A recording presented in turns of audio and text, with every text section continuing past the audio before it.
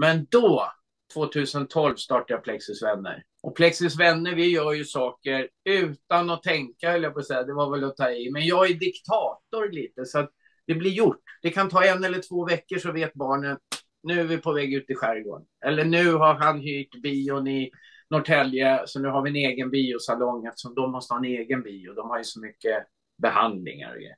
Så då tittar vi på någon ny film och så går vi käkar och så bor vi mysigt.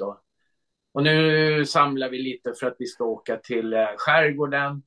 Och vi ska vara där i 3 dagar om vi får ihop det. Och då kommer 6 eller 7 familjer med drabbade barn. Då. Så då är vi där och leker och badar och har bara skitkul.